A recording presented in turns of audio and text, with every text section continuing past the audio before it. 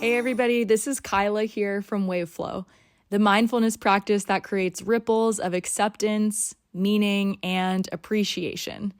This season, I'm interviewing a series of founders, entrepreneurs, and small business owners to hear how they got started and have kept up a practice of sticking with the intentions that they've set for themselves. Next up is Tessa, the co founder of the Social Klub in Sausalito. I first met Tessa when she practiced in a yoga class that I was teaching a couple of years ago. When I was chatting with her after class, she shared that she was working on an awesome children's space and community gathering spot in Sausalito. I remember feeling intrigued, and Tessa's enthusiasm about the space got me really excited for what was to come. Fast forward to this fall, when my 4-year-old son was out of school recovering from an injury. I was scouring the internet for low impact outings we could do together once he was at the point where he was ready to leave the house and, take his mind off of his liquid diet. When we walked into the Social Klub, his eyes legitimately lit up, seeing the beautifully curated space and all the opportunities for imaginary play and sensory discovery literally in every corner of each room. Since then, we've returned to the Social Klub a bunch as a fun way to spend an afternoon together, to get out of the house and explore in a space that is filled with care and really joyful energy. I was fascinated to hear the details of the design inspiration and founder journey that Tessa and her co-founder Tatiana have flowed through in their process of creating and growing the community at the Social Klub.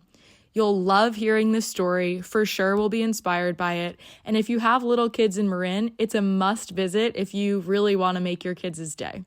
Okay, let's jump into my discussion with Tessa from the Social Klub. Hi, everybody. I'm so excited to be on here with Tessa from the Social Klub in Sausalito. Tessa, take us back into how did the idea for this whole thing first start? Where did this come from? Oh, this was a process. It came from a multitude of things. Tatiana and I, my business partner, got to the age where our children were driving and we were no longer needed as Uber taxis. And we're thinking, what would we like to do with our lives? We had been hanging out together for the previous kind of 5 years, navigating our children's relationship with each other and watching other parents bringing up kids around Marin. Um, our basketball coach had a baby whilst we were on their team, and we asked them where they go to play, and they said they had nowhere. I'd made observations that I used to see au pairs and nannies wandering around Target trying to get kids to sleep, and I was like, really? Is this is this it? Is this all that's on offer? Um, and we kind of just got chatting about whether we had used an indoor playground when we were, raising our kids.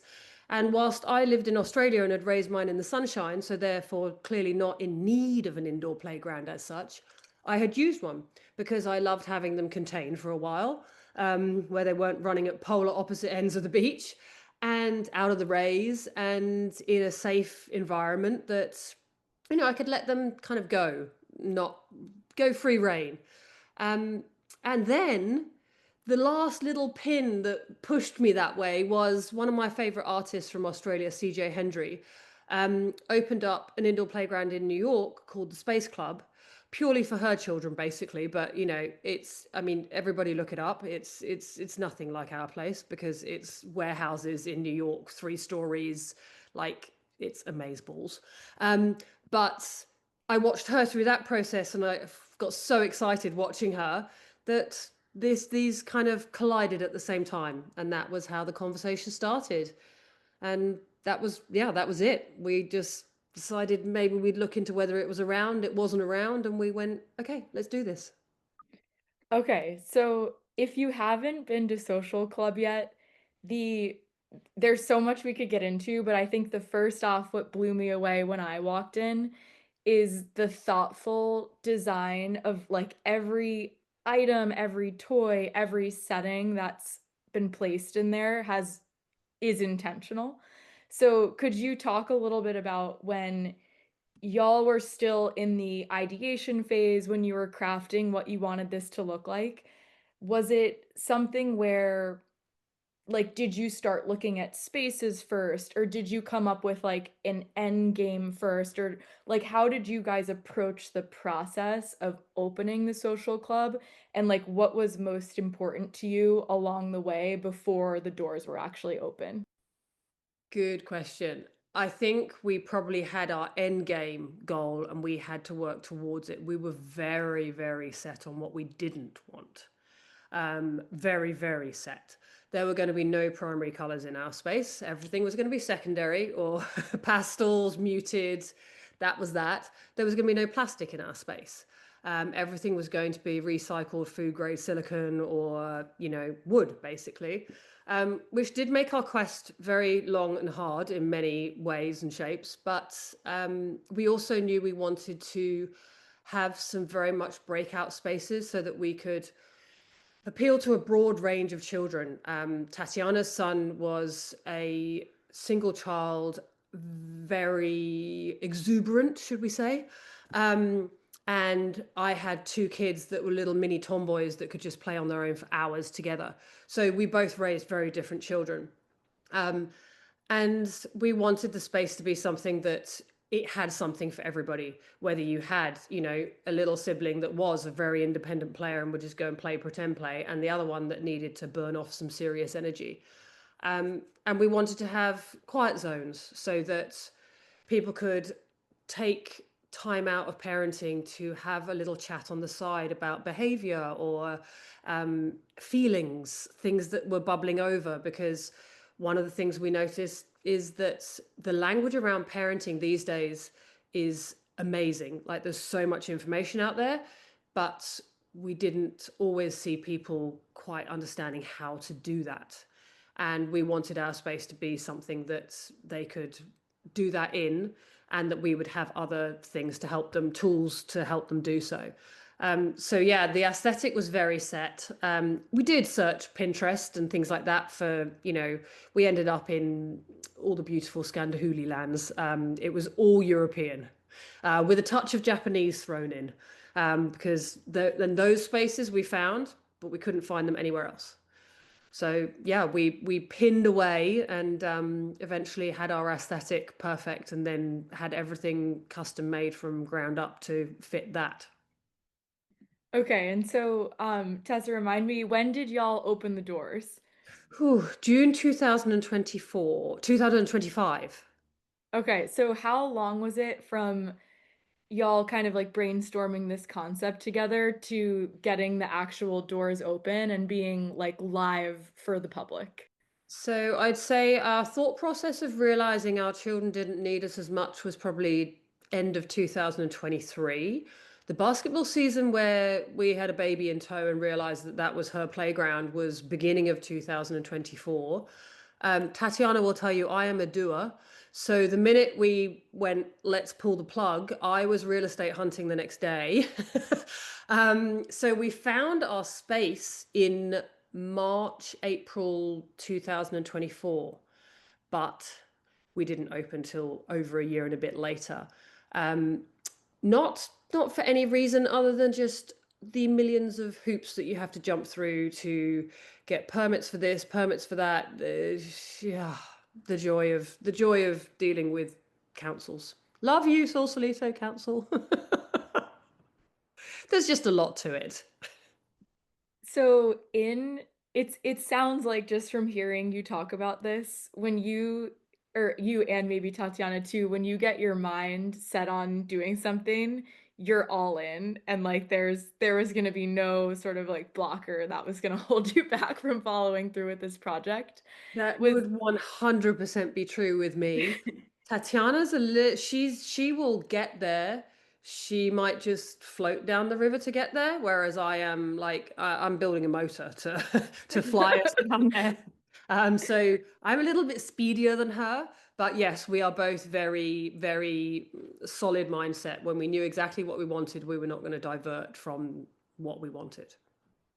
so when you two are sort of brainstorming on your co-founder relationship or your business partnership relationship, do you use any like set strategy of like, okay, like here's what's on our to-do list. Like how do y'all think about prioritization or like breaking up roles and responsibilities? Is that something that's come really naturally, or are there any like techniques you use that have helped y'all be so efficient and continue to move forward?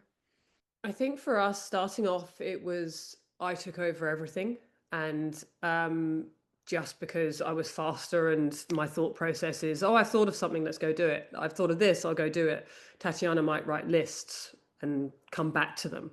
I'm all about efficiency. And so we have everything on Asana, and we do split our things. There are things that I am just 100% the only person that can do them, like our dream theme parties and stuff. Tatiana is just not creative in that way of artsy, crafty, decory type stuff. She just doesn't visualize in that way. So that was always going to be my job.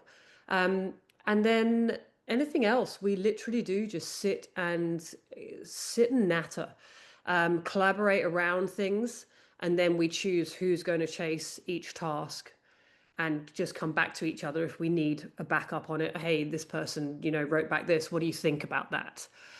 So everything is a joint effort, but yes, we split it up as to who's going to run with what task so that we're not both doing things and, can stay on track. And what would you say in either this time since you've been in the process of opening or since the doors have been opened, has there been anything that has come to you as like, "Oh, wow, this like surprised me," or anything that was maybe unexpected from when you first started out? Um, I don't think so.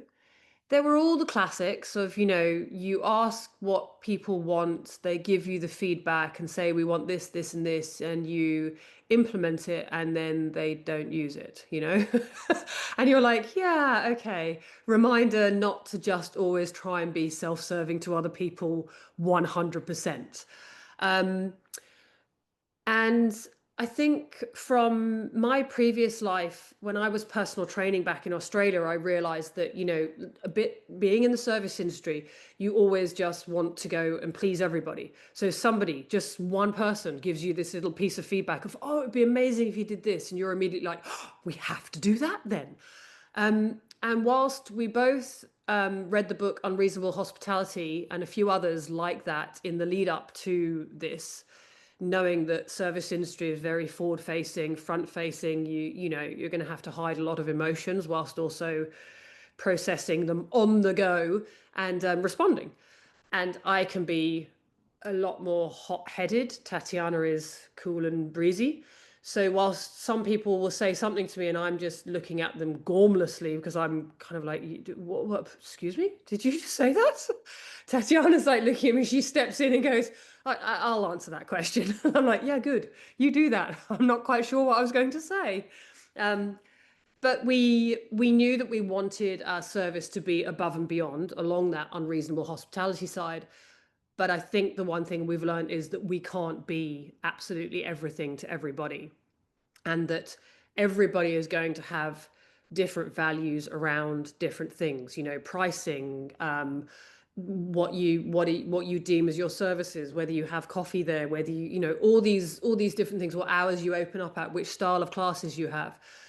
Everyone's going to have a point of view, and as long as you have your vision and stick to it, you will find that community. They will find you. You do have to have a certain amount of conviction and patience around it. And I think that's probably the only thing that's kind of not shocked us, because that's what we believed in the first place.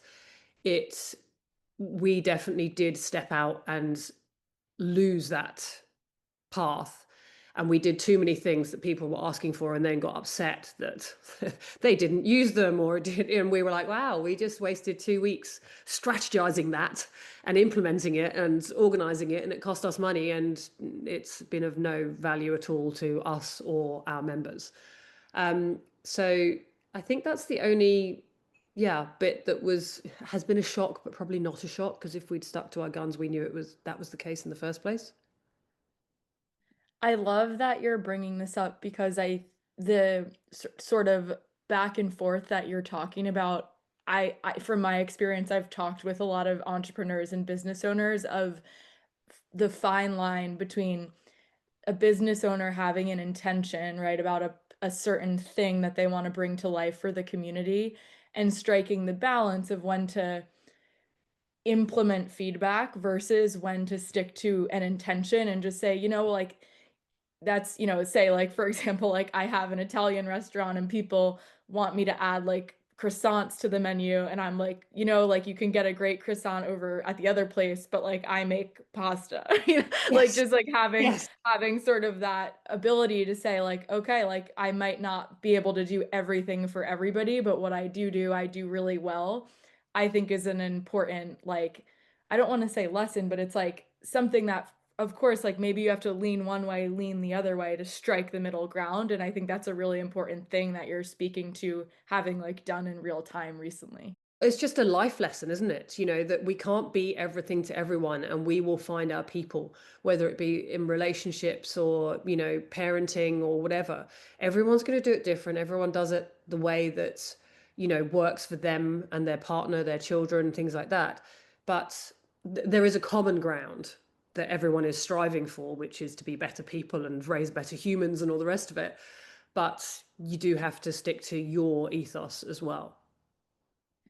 And I guess so first of all, if you're in Marin or San Francisco, go visit the social club and actually experience this for yourself. One of the things that I've found very cool about it. Like, I've taken my kids there a few times and we've done some of the sort of kids focused programming because usually I have a small child in tow.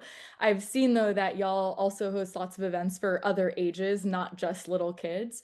So could you talk a little bit about, as you dream up the programming for Social Club, what feels most exciting for you, or what kinds of events, like, do you at the end of the event feel the most proud? Like, what's been resonating the most with you as a founder? So this was one of our core things that we had in the first place, was that obviously we're a business and we need to make money to pay the rent and stay afloat. And we wanted to be around for, 9 till 5 is about the kids.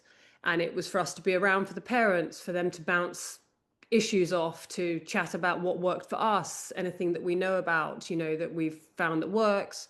We have a little library in our space that's full of parenting books and things like that for people to just take away and, bring back if they want to. It doesn't matter, but it's just lots of little things that we've learned from over the years, because at least we do now have healthy teenagers that we think we have a pretty good relationship with. But 9 to 5 was always going to be about the parents and the kids. 5 o'clock onwards was always going to be about an ability for us to connect parents, adults with adults, adults with teenagers, charity work, community, just full on community. So, as you said, we're now rolling through into doing adults events, and we're doing ceramics classes and Christmas markets and all those sort of things. And we've had a book launch there. We've had, and we charge a minimal amount for those to launch, but it's pathetic. It's just not about making money. It's about helping those people that need it to be able to have a space to get their message across. We have the most amazing hormone doctor that comes in and chats, and obviously you would think that a lot of the parents that are in our space, because we're generally 0 to 5, are not hitting menopause, but of course so many people are in perimenopause way earlier.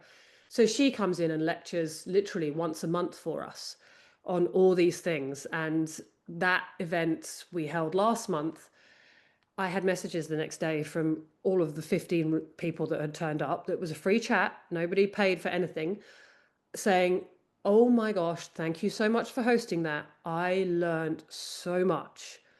And that filled my heart, because that was, we stayed behind, obviously gave our time, she gave her time, she's just dropping truth bombs for people that were lost in the darkness. And nobody made any money out of it, but we all came together for the good of the community. So things like that, amazing. And I think the other ones are when we do our full on out parties and I create these massive dream themes and the kids, I have children wander out and they just go, that was the best party ever. And I'm like, oh, I'm so glad because I don't recall my children saying that to me when I did them for them when they were kids. And I don't know if it's just that they're being polite because I did it for them, not their mum or dad, but it's a really nice moment when they kind of come in and the first time they see the decorated space and they're just their little jaws drop to the floor and then yeah, I get the best party ever as they exit, and and I'm like, okay, that's pretty cool too. Oh my But yeah, gosh, how I think for sweet. us it's the community. It's the sense of community and watching other parents meet other parents. They came in on their own, didn't know anybody. They sat in our little egg chair and they were kind of, on their phone just doing their own thing.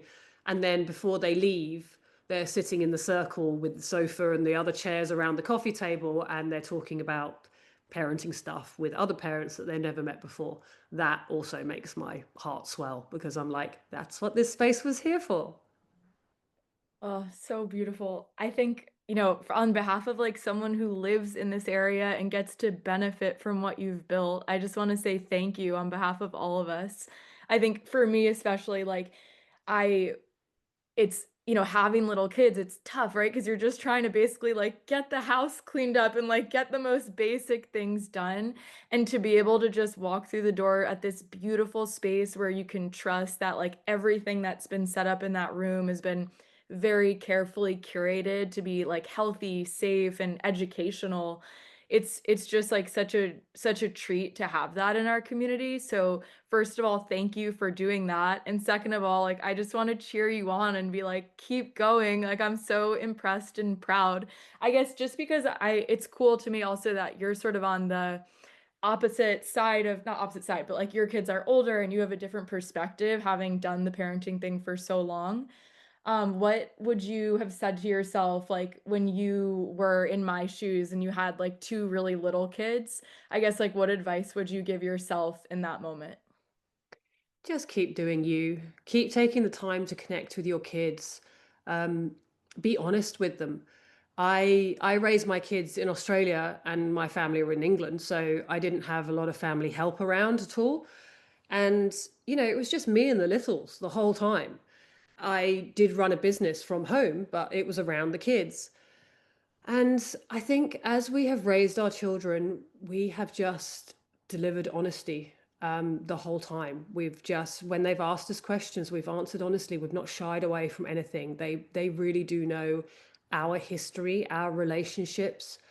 As we've got into the teenager years, even the very young teen years when they start to rebel a little bit and push back, we had great open conversations around, I remember being like this with my parents.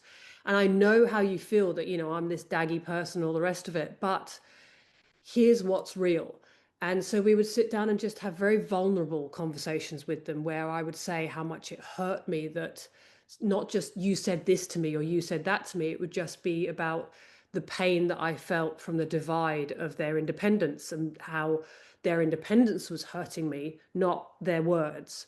So just really being very raw and emotional with our feelings has been, for us as a family, the biggest connector to the fact that our children have never, I mean, hey, who knows, but have never hidden anything from us. When we went into the age of all the things, drinking, sex, all the rest of it, we just went and had really open conversations. The minute my daughter started dating, I took her down to the coffee shop. She doesn't drink coffee, but I was like, I need to be a separate space, not in home. And said, okay, we're going to have a really awkward conversation now, but it's really vital. And you're going to cringe for a bit. I'm probably going to cringe for a bit, but then we're going to get it over and done with. And it's going to be amazing. And she was like, okay. And we did. We had a really cringeworthy conversation about all sorts of things that I wouldn't want to repeat because it still makes me shiver. But from that point onwards, she was totally open and honest with us about what she was up to on that radar going forwards. And same with parties and all the rest of it as they've got older. We've just had very open conversations even when they were little, about sleepovers. Some kids weren't allowed to come for sleepovers, and we didn't just say, oh, it's just not their parents like it. We then explained, sometimes bad things happen inside houses and other parents are not comfortable with it, and that's okay. It's just okay for people to have different feelings. We didn't have to explain the ins and outs of these things at that age, but we just never shied away from letting them understand that emotions are the key driver for everything from toddlers to grandpas and grandmas. Oh, Tessa, I love this. Just a hard lean into honesty. Yeah. This has been so amazing. I'm so inspired by you. I'm so inspired and proud of you two for building what you've built. I can't Thank wait to visit again soon. I know Graham keeps being like, "Mom, when are we going out to that place?" So we'll see you soon. And for anyone who hasn't been yet, we'll drop all the information on how to get to the social club in Sausalito in the notes. It's right off of the highway. They have an amazing membership and some awesome programming going on, both for kids, for adults, for birthday parties, the whole thing. So check it out. Go visit for yourself. Tessa, thank you, thank you, thank you for hopping on, and I'll see you soon. My pleasure. Thank you.